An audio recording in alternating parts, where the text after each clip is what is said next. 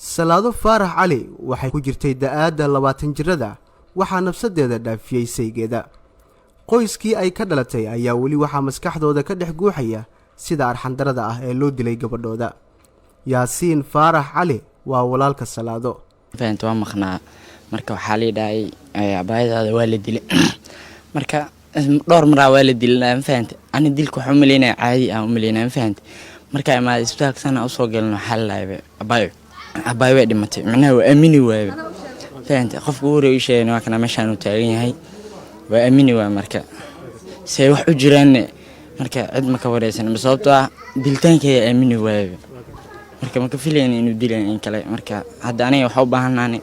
gabadhaas xaqay in loo soo dhiciyo ilaa hadda dareenkeeni wili sidoo sababtoo ilaa ninka markii nafta la dhaafsiyo markaas la aniga dareenkeeni markaas uu deeyaa marka laga tago warka la xiriira in ninkeeda uu ahaa ruuxa dilay waxaa la sheegay inuu u ahaa bare iskuul iyada iyo walaalkeed ka yar ka hor inta uusan guursanin macallin uu ahaa wuxuu bari jiray ayada iyo walaalkeeda isla dhiganayeen wuxuu bari jiray macallinkeedu ahaa wuxuu soo bari maanta ma la dhihi karo qofkan qof jaahil ah ma la dhihi karo waa qof macallin arday ee u aheedo ahaa marka aad uga xanuunsanayna arintaas waxaan uga baahnaan lahayn in adduunka oo dhan waxna looga qabto dadka muslimiinta xaq yaqaano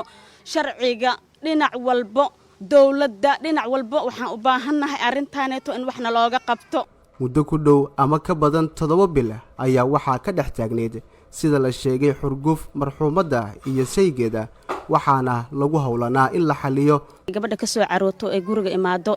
waajibka saaran ehelkeeda waalidkeeda inay gurigeeda ku celiyaan gabadha aad ay u xanuunsatay mar walba waxay tiri wuu jirdilaa mar walba waxay tiri wuu aflagaadeeyaa arinta si kasta hadaa u galnay wax walba dhinac walba waan ka xalinaynaa markaan dhahnay waxay tiri aniga nafsada ima siinayso adinka markaa ii celisin guriga markaa ku laabto si xun uu ii dilaahay mar walba dhahdaa arintii xal waa loo waayay xagga odayaasha aad ay uga gaabsadeen waxa mar walba oo wax haleeyana waxaan aaminsanahay waa odayaal hadee mar walba wax xoog ay saari lahaayeen waxa imaalahay wax walba xal loo heli lahaay inkastoo qadar alla ee jirto wixii xag alla ka dhacay ee dhacaan laakiinse hadda anaga waxaan eeda saareynaa xagga odayaasha odayna sidiisaba waxaan ku aragnay baryahan dambe mar alla markii la dhaho kaalay gabaraa la mehrina ordeeno ugu imaanayaan markii la dhaho dhiba meeshaan ka dhacay gabadha iyo wiilka arintooda hal xaliyana dib ma loo arkayo odayaasha aad ay uga gaabsadaan dhacdadan dhaceyso mar walba soo naqnaqanayso gabdhaha oo nimanka qabaan oo aan dhaqmi karin dhaqanna waa la yaqaanaa dhigisna waa la yaqaanaa booliska Soomaaliya ayaa sheegay in gacanta lagu hayo ninkii gabadha dilay oo magaciisa lagu sheegay Bashiir Cabdi Xasan isla markaana gacanta lagu dhigay isagoo baxsad ah una wajihi doono sharciga ma jirin war inta ka baxsan oo boolisku sheegay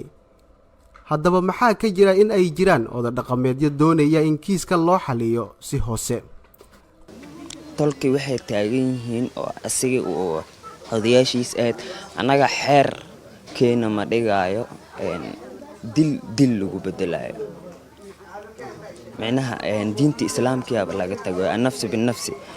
ileen nafsada waa ama in la qasaaso ama in cafisid ama in diya laga dhiibo afaantimaho waaba laga tagaybo waxa la xeerkeena tol ahaan maba dhigaayo in maxay la dhahay in naf loo gooyo marka waa in yaani bacdaas madooda qaadatiin oo kale qoyska Salaado ay ka baxday ma heli doonaan cadaalad iyaguse ma aaminsan yihiin haddii kiiskan la horgeeyo maxkamad lagana saaro madmadow ay sheegeen inuu jiro wallahi annaga ahaan cadaalad hadii la dhaho xagga dumar ahaan iyo xagga famil ahaan labadaba hadaan u hadlo aniga